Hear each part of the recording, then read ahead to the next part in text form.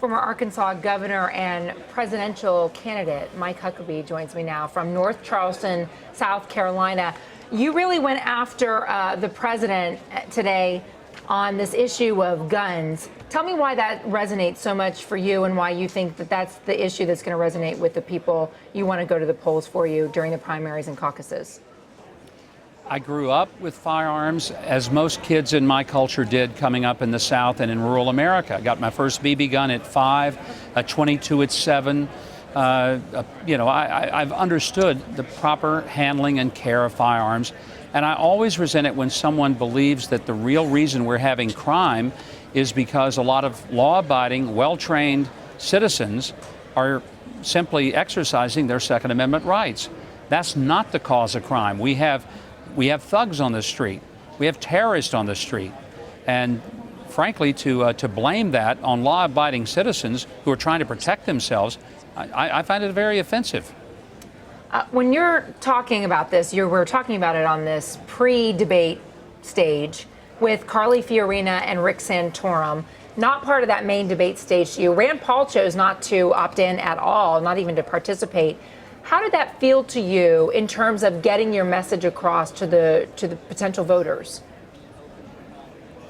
You know, as much as I'd love to be on the main stage, and it's going to have more eyes watching it, quite frankly, being on the stage I was on, we had very substantive questions, and I thought we had good moderators that kept it between the ditches, didn't get off in the silly stuff.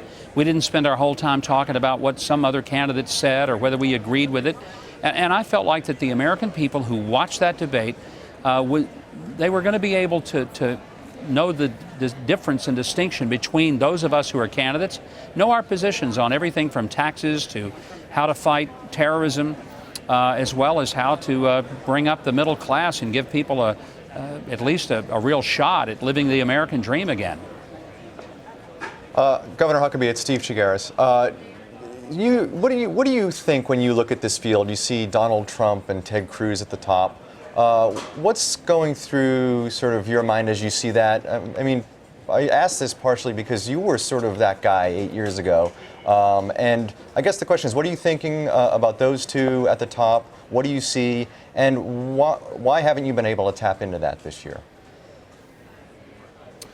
You know, it's hard to understand completely. I would say that if people go back and listen to my message of 8 years ago, I was talking about the needs of helping working class people. I was talking about so many of the issues that right now seem to be major issues. The difference that I have between some of those other candidates, I've actually governed. I've flown the plane. I've been in the cockpit. And I do think America needs to stop and think, do you want to put someone in the cockpit and fly you somewhere who has never, ever flown? And I realize people are mad at politics. They're mad at politicians. But I've never had a paycheck from Washington. I've never lived there, never worked there, but I have governed, and I've done it effectively in a very tough state that was 90% Democrat. And I think if people start thinking about that, they might want to put someone flying the plane that their grandkids are going to be on, who has flown through turbulence and thunderstorms and landed it safely time and time again. Governor Huckabee, it's Nancy Cordes. You know, I was just recalling traveling with you all across Iowa at this time 8 years ago, flying in those little planes throughout Iowa and New Hampshire.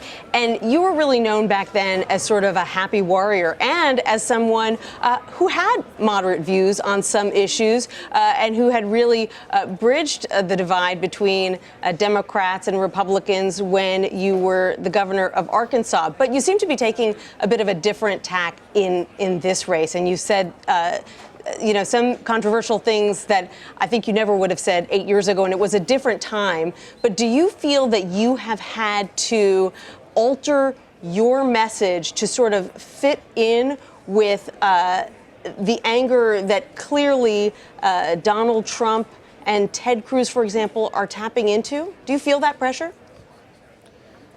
Not really, Nancy. I mean, I'm still, when I get a chance, I'm talking about things like pushing for cures and prevention of disease rather than just spending money. I think I'm still that happy person. I do get angry when sometimes I see people getting trampled on. I get angry when I see our country being taken advantage of by countries like Iran. It's hard to be happy about that. But there's still so much of me that is I mean, I think the message is the same. It's just I'm not getting a whole lot of opportunity to share it because some people have their amps turned up to 11, and many of us, we're just not getting the same opportunity. You're a preacher, though. I mean, you know how to turn the amp up. I know. I'm daughter of a Baptist preacher. I know, like, if you need to preach hellfire and brimstone, break it out. Well, but I got to be who I am. And the one thing that people, whether they like what I say or not, they can go back 40 years, and there's a consistency in my message. I didn't change my position, whether it was on the Trans-Pacific Partnership or on immigration or visa expansion. It's easy for candidates to say, let's see which way the wind is blowing, and I'll move in that direction. I know what I believe, and I'm going to be consistent with that message. It doesn't matter where my GPS tells me I am. I'm going to go by where my conscience tells me I am. Governor, if that's not important to voters, then I can't fix that. Governor Huckabee, this is Rick Davis. I want to take your GPS to Iowa for a second. 8 years ago, you came out of nowhere, stole the show, and people inside the party are saying this could be a banner year in Iowa with as many as 20,000 new caucus goers showing up. We know that Donald Trump has brought a lot of new eyeballs into these debates, having as many as 25 million viewers in some of them.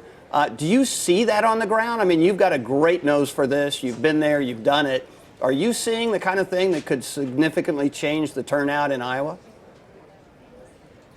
I mean, it could, Rick. It's a little hard to tell, even though I'm there and doing 150 events in Iowa just in January. But here's what I'm seeing. Iowa voters, like they always are, and you know this from having been in this process, they don't make up their mind till the last minute. And this notion that it's all settled and it's down to 2 people or 3 people, that's just not true. I'd say 2 weeks out is like 3 months out in most states because Iowa voters, they date everybody, but they don't put a ring on it until wedding day. And I think we're still going to see that Iowa voters will break late. So let me just ask you this then. If you don't trust the polls on the Republican side, what do you think about the polls showing that Bernie Sanders has essentially erased Hillary Clinton's lead in Iowa? Do you think that's for real? It very well could be. I think there have been so many questions about Hillary's trustworthiness, her reliability, and Bernie has a very intense following. Mm-hmm. People are, believing what he's saying, so it could be. But the one thing I feel like I was always surprises people. I don't think folks thought Obama was going to win 8 years ago in Iowa. They didn't think I was going to win, and we both did. 4 years ago, nobody thought Rick Santorum would pull the upset in Iowa, but he did. So that's why, if I thought this was all over, I promise you I wouldn't be doing 150 events in that state, as cold as it is, through the month of January. Mike Huckabee, thank you so much for joining us from North Charleston, South Carolina. Thank you, guys.